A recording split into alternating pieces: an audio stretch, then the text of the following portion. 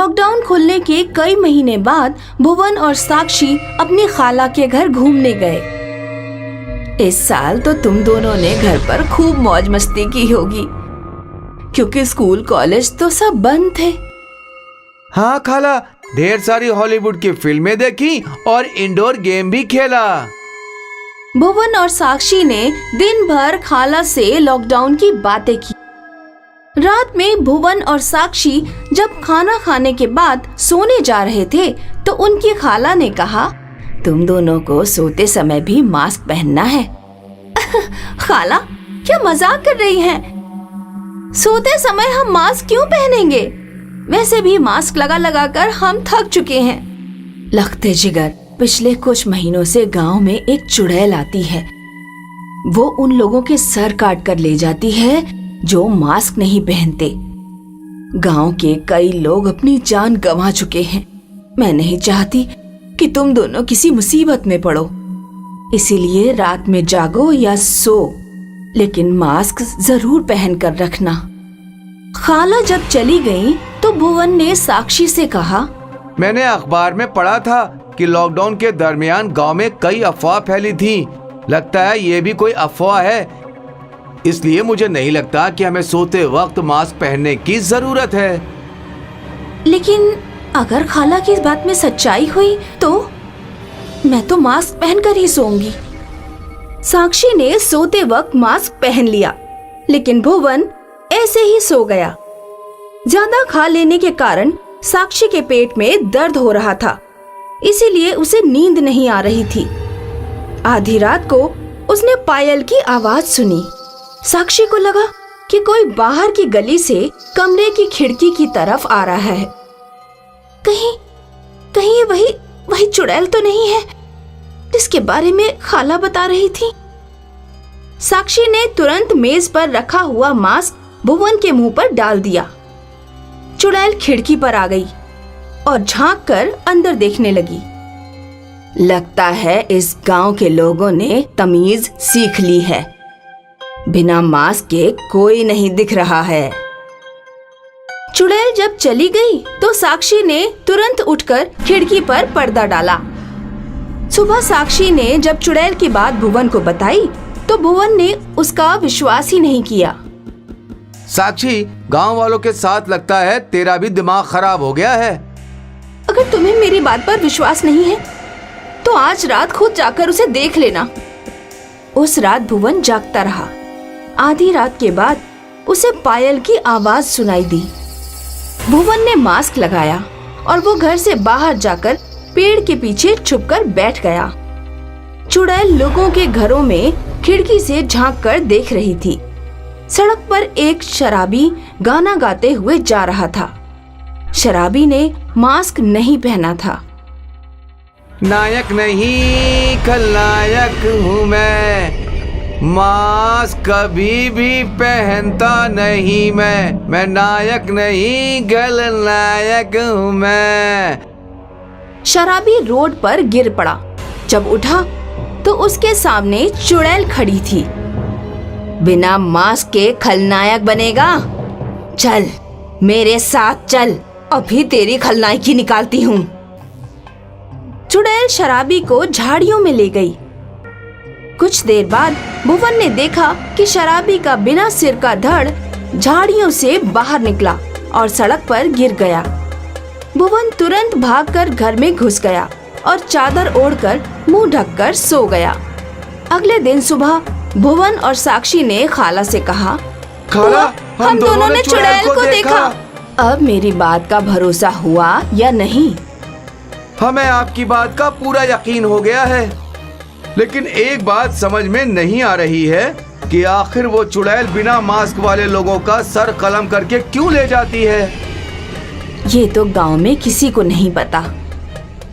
भुवन और साक्षी ने तय किया कि वे दोनों चुड़ैल से बात करेंगे। साक्षी, तू आगे जाना और मैं पीछे चलूंगा। तुम्हें आगे जाने में डर लग रहा है क्या? हाँ, चुड़ैल एक लड़की है और तुम भी एक लड़की हो, इसलिए तुम्हारा उससे बात करना ज्यादा बेहतर होगा। मैं लड़का हूँ, मुझे डर है कि वो मुझे देखते ही मेरा सर कलम ना कर दे।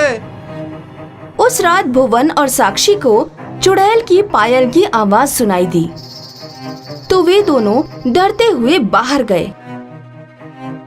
हमारी गर्दन मत काटना, हम तुमसे बात करने के लिए आए हैं। हमने मास्क भी पहन रखा है। हम जानना चाहते हैं कि तुम बिना मास्क पहने लोगों की गर्दन क्यों काट देती हो। गांव के लोगों ने जब भुवन और साक्षी को चुड़ैल से बातें करते देखा तो वो अपनी खिड़कियों से झांक कर बातचीत सुनने लगे। मेरा नाम माधुरी है। पिछले साल ही मेरा निकाह हुआ था।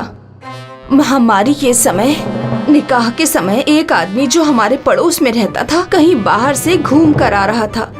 उसे जुकाम और खांसी थी, लेकिन वो बिना मास्क के घूमता था। मैंने और मेरे पति ने उसे मास्क पहनने के लिए कहा, लेकिन वो नहीं माना और उल्टा हमसे ही लड़ने लगा। आखिरकार वही हुआ जिसका डर था। कुछ दिनों बाद वो आदमी मर गया। उसकी बीमारी हमें भी लग गई और हम भी बेमौत मारे गए। इसीलिए अब गांव का कोई भी आदमी बिना मास्क के घूमता है तो मैं सीधे उसकी गर्दन काट देती हूँ। तुम्हारे साथ जो हुआ उसके लिए मुझे बहुत अफसोस है, लेकिन महामारी अब खत्म होने वाली है। गांव के लोग डर के मारे रात में सोते वक्त भी मास्क पहनते हैं। कम से कम तुम्हें सोते वक्त मास्क उतारने की छूट दे देनी चाहिए। गांव के लोग परेशान हो रहे हैं। ठीक है, सोते वक्त गांव वाले मास्क उतार सकते हैं, लेकिन घर से बाहर निकलते वक्त उन्हें मास्क पहनना ही होगा।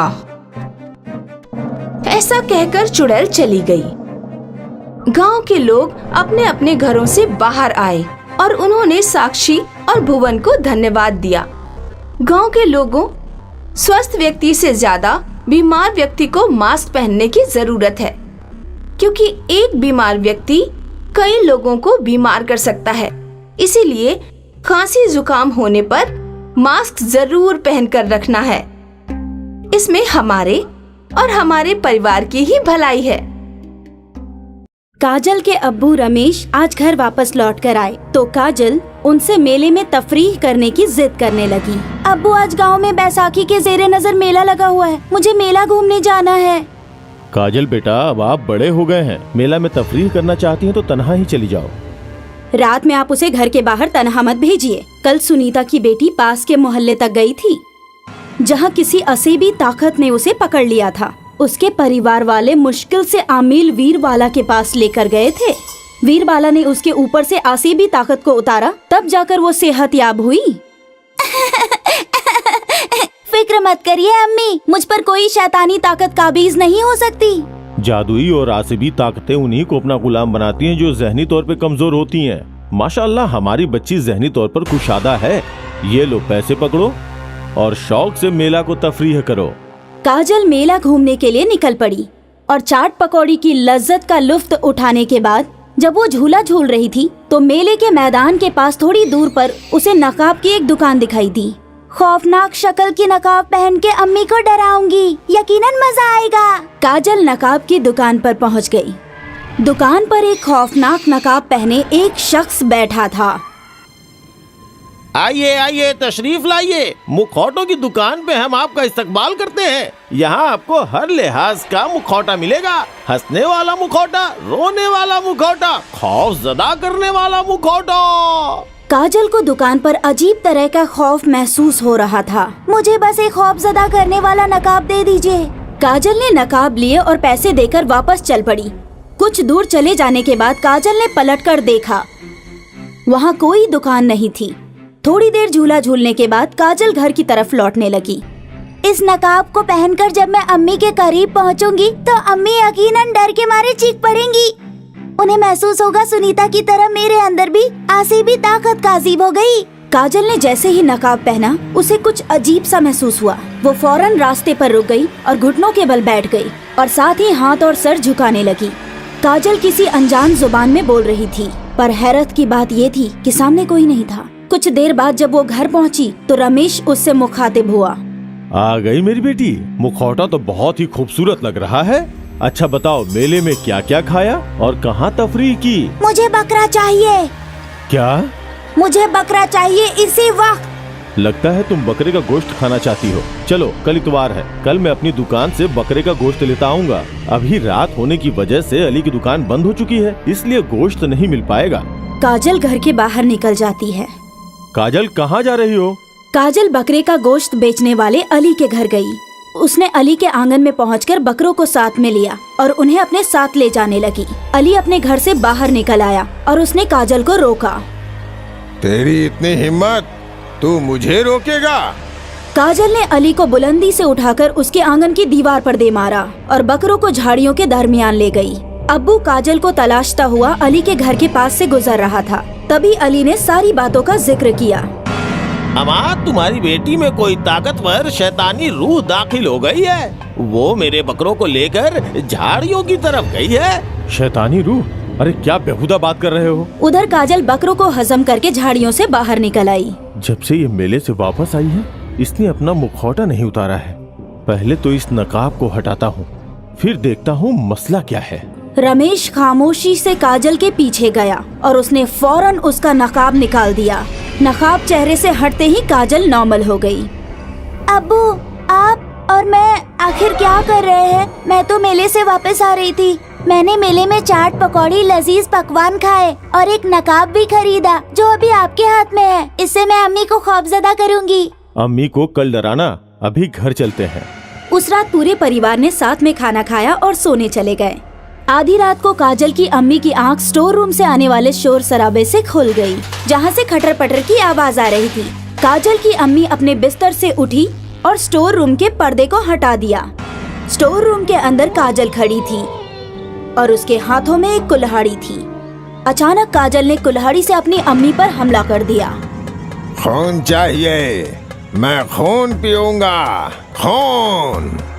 काजल की अम्मी खौफ खाकर कमरे की ओर भागती है और फौरन काजल के अब्बू को जगाती है। काजल रमेश पर भी कुल्हाड़ी से हमला करती है। काजल बेटी, क्या हो गया तुम्हें? खुदा के वास्ते कुल्हाड़ी हटाओ और पुरसुकून हो जाओ। अब्बू के बोलने का काजल पर जरा भी फर्क नहीं पड़ता। काजल की अम्मी और अब्बू घर से निकलकर बाहर की तरफ भागे और घर का दरवाजा बाहर से बंद कर दिया। हालांकि काजल अंदर से दरवाजे पर कुल्हाड़ी मारती रही। मुझे खून चाहिए, मैं खून पीऊंगा, खून चाहिए मुझे। रमेश फौरन दौड़ते हुए आमिल वीरबाला के पास भागा। रमेश ने आमिल साहिब से जिक्र किया कि जब से काजल ने नकाब पहना है वो अजीबोगरीब हरकतें कर रही है और मर्दाना आवाज में खून मांग रही है। तुम्हारी बेटी के अंदर मुखौटे के जरिए खून पीने वाले आसेबी ताकतों का दाखिला हो गया है। उस मुखौटे को फौरन ही हमें उसके चेहरे से हटाना होगा। काजल ने फिलहाल आधा दरवाजा तोड़ ही दिया था। रमेश और आमिल खामोशी के साथ दरवाजे के दाईं और बाईं ओर खड़े हो गए। जैसे ही काजल ने दरवाजे से बाहर कदम रखा, आमिल ने अपनी राख को काजल पर फूंका और रमेश ने उसके चेहरे से नकाब निकालकर फेंक दिया। नकाब के हटते ही काजल के हाथ से कुल्हाड़ी गिर गई और वो अपने होशो हवास गवा बैठी। कुछ देर बाद काजल को होश आया। क्या हुआ था अब्बू? आप लोग इस तरह क्यों बैठे हैं? कुछ नहीं बेटा, बस तुम्हारी तबीयत थोड़ी नासाज थी, लेकिन माशाअल्लाह अब तुम पूरी तरीके से सेहतयाब हो। आमिल उस नकाब को लेकर निकल पड़ा और जाकर उसने एक बड़ा सा गड्ढा खोदा और उस नकाब को उसमें दफन कर दिया। अगर ये नकाब किसी के हाथ लगा तो यकीनन अंजाम बहुत बुरा होगा। एक दिन गांव की एक बच्ची जब नदी पार कपड़े धोने जा रही थी तो राह में उसे रेत में वही नकाब दबा मिला।